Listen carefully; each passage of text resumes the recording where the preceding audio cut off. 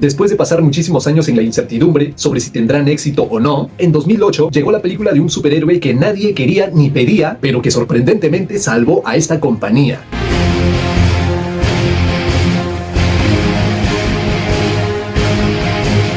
La historia está centrada en Tony Stark, un genio, inventor multimillonario, filántropo y playboy arrogante que después de pasar por un trascendental cambio en su vida, decide cerrar su fábrica de armas y usar todos sus conocimientos para hacer el bien. Esto mediante una armadura con tecnología súper avanzada con el objetivo de mejorar su vida. Creo que todos hoy en día sabemos todo el proceso de desarrollo que pasó esta película y lo que supuso para el futuro de esta compañía. Y directamente yo ya les voy diciendo que para mí esta es la mejor película de origen del UCM. Cabe decir que Iron Man no siempre fue un personaje popular ni querido por la industria del cine. El desarrollo de esta película empezó allá por los años 90, donde actores como Nicolas Cage o el mismísimo Tom Cruise eran considerados para el papel del protagonista. Pero cuando a mediados de los 2000 Marvel recuperó los derechos del personaje y con una distribución de parte de la compañía Paramount, la película comenzó producción definitivamente en 2007 y fue estrenada en el 2008. Y para el papel protagónico se contrató a Robert Downey Jr. Una elección bastante complicada y polémica en ese entonces, ya que este actor tenía la imagen manchada por sus adicciones y problemas con la justicia. Sin embargo, por aquellos años, el actor ya mencionado buscaba de una forma u otra limpiar su imagen y cambiar su vida por completo. Algo que resulta muy familiar si lo pensamos bien porque se parece muchísimo a la historia del personaje principal en esta película. ¿Coincidencia? ¡No lo creo!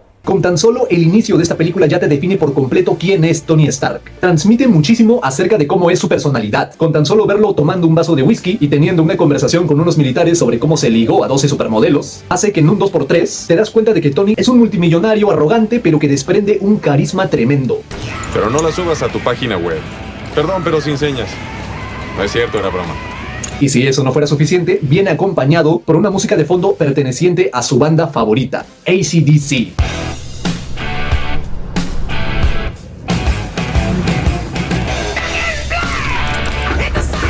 Y justo antes de continuar con este fragmento, volvemos un tiempo atrás donde somos testigos de cómo fue la vida de Tony Stark. Es un genio millonario que heredó toda la fortuna de su padre, Howard Stark, y que actualmente es el director ejecutivo de Stark Industries, la empresa fabricante de armas más importante del país. Lo cual nos transmite que este personaje no es un héroe estereotipo, simplemente es un multimillonario creador y vendedor de armas quien tiene la conciencia tranquila porque heredó todo de su padre. Y durante una presentación de una nueva arma creada por su propia empresa, que vendría a ser un misil Jericho en una base militar en Afganistán, el protagonista termina siendo secuestrado por unos terroristas quienes tienen armas suyas, algo de lo cual Tony no tenía ni idea, dándose cuenta de que sus creaciones están en las manos equivocadas. Y esto evidentemente es una pieza clave para el gran cambio que supondría Tony en su vida. Que por cierto, estos terroristas se hacen llamar los 10 anillos, pero yo quiero pensar que son simplemente una secta de los 10 anillos, porque en la película de Shang-Chi nos darían una expansión a este lore de una forma más mística. Estos terroristas tienen secuestrado a Tony, pero no sin antes de que el protagonista sufra un accidente que le termina dejando metrallas en el pecho, haciendo que un científico prisionero de estos mismos terroristas, que se hace llamar Jensen, le termine salvando la vida a Tony, incrustándole en el pecho un electromagneto que aleja los fragmentos de metralla de su corazón. Este personaje para mí está muy infravalorado e injustamente olvidado. Indirectamente es el responsable de crear a Iron Man. Este prisionero viene de un pueblo llamado Gulmira y que forma una muy buena amistad con Tony. Y la razón por la cual ambos están prisioneros es porque los terroristas de los 10 anillos quieren que Tony les construya un misil Jericho. El protagonista, sin tener muchas opciones, porque sabe que si no hace el misil lo van a matar, pero si se dedica a construir el misil, por las metrallas restantes en su pecho, sabe que le queda tan solo una semana de vida. Decide construir el misil para los terroristas, pero lo que en realidad tiene planeado es crear una armadura que le servirá de escape tanto a él como a Jensen. Y toda esta escena en la cueva de Tony construyendo la primera armadura es cine.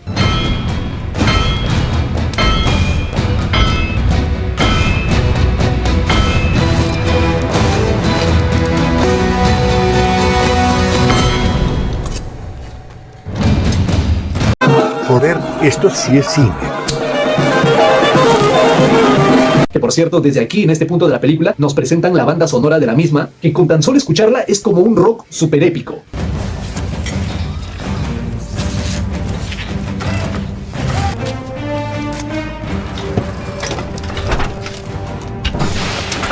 Llega el momento del escape y para concederle tiempo, Jensen decide sacrificarse para que Tony logre escapar. Y vaya presentación de esta primera armadura.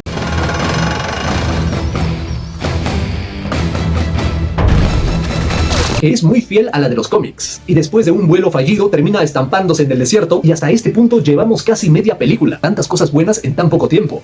¡Wow! ¡Más despacio, velocista! Tony regresa a la ciudad, pero esta vez decidido a suponer un cambio radical en su vida. Primero que nada, decide cerrar su fábrica de armas en su empresa, después de que estas mismas terminaron cayendo en las manos equivocadas, provocando la muerte de muchos inocentes. Y segundo, es que tiene una misión muy clara. No solamente es salvar gente porque es lo correcto y ya está, sino más bien es salvar gente para compensar por todos los que murieron por su culpa. Todo ese conflicto interno, esa culpabilidad que el personaje tiene dentro, es lo que lo obliga a hacer este cambio radical. Y con una tecnología muchísimo más avanzada, decide mejorar su traje, llegando a crear el Mark II.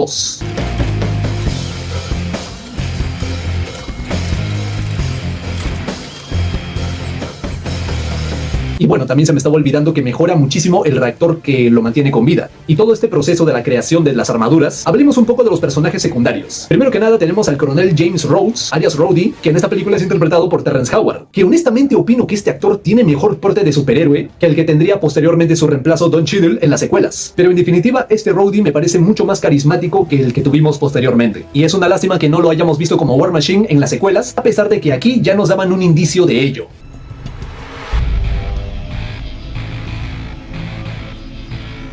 Next time, baby. Otro personaje que tenemos en la película es Pepper Potts, interpretada por Gwyneth Paltrow, que en esta primera película es la asistente de Tony Stark, y pese a tener una relación laboral, ambos formaron un vínculo mucho más fuerte. Es la única que conoce al verdadero Tony fuera de su imagen pública, estuvo con él siempre en las buenas y en las malas, y se siente como la voz de la razón de la historia. Solamente hace falta ver esta escena cómica en la que ella le trata de poner el reactor en el pecho a Tony, que pese a ser una situación que le puede costar la vida, el protagonista se lo toma todo de cachondeo. Y después de varias pruebas con varios fragmentos de su traje, que le terminan provocando bastantes golpes y lesiones,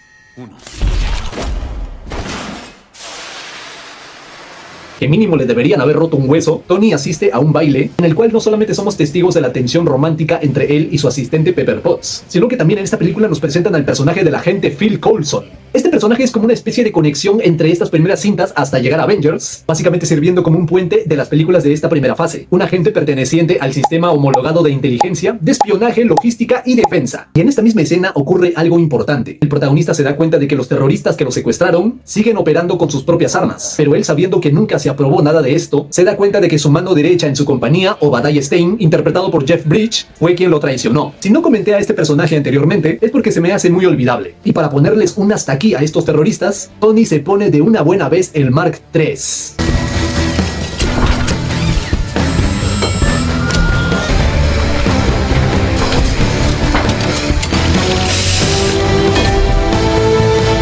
Un excelente rediseño de su traje, algo que contribuyó muchísimo al éxito de este personaje. Una armadura que le queda perfecto y calza justamente con su personalidad, porque es llamativo, brillante y parece un maldito Ferrari Transformer. Es una maldita fanfarronada. Y ojo, esta escena es brutal.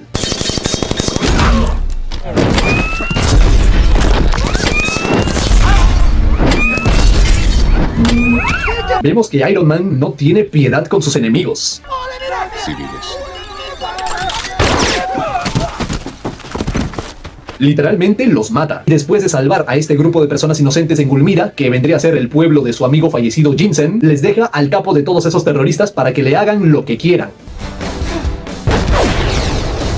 Es todo suyo.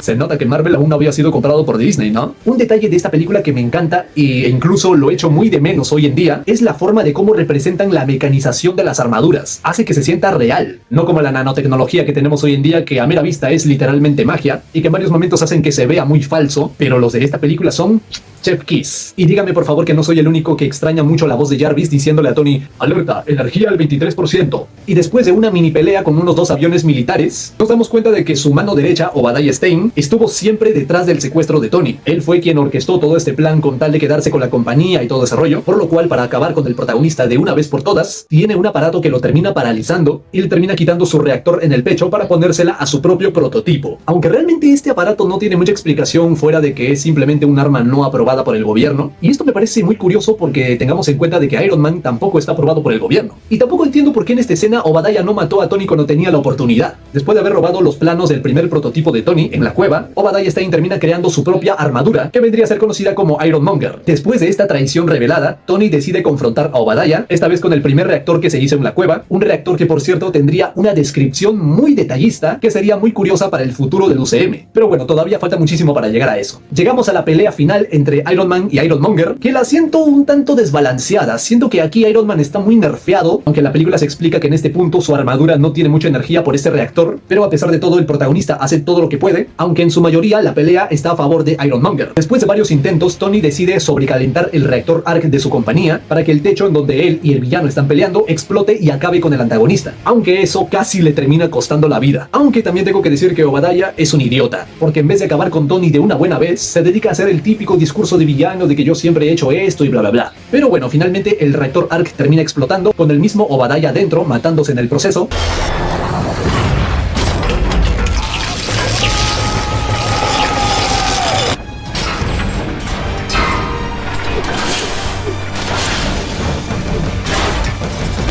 Y como les dije, esta misma explosión casi le termina costando la vida a Tony. Y justo después de este incidente en Stark Industries, el protagonista originalmente iba a negar todos estos rumores para evitar cualquier escándalo, pero conociendo obviamente al mismísimo Tony Stark, como toda la historia de esta película gira en torno a su ego, todo con tal de limpiar su conciencia, decide ser recordado como un superhéroe.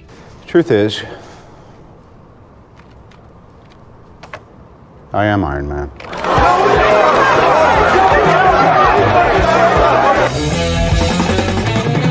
En esa época, ver a un superhéroe revelando su identidad se consideraba algo inédito, ya que nos damos cuenta de que no estaba haciendo todo esto solo por el bien común, también quería disfrutarlo, lo cual considero que esto le termina dando muchísima personalidad. Y si a eso le sumamos la actuación de Robert Downey Jr., que se volvió irreemplazable en el papel. Pero antes de comentar la película en sí, obviamente no nos podemos olvidar de la primera escena postcréditos del UCM. Yo soy Iron Man. Se cree el único superhéroe en el mundo.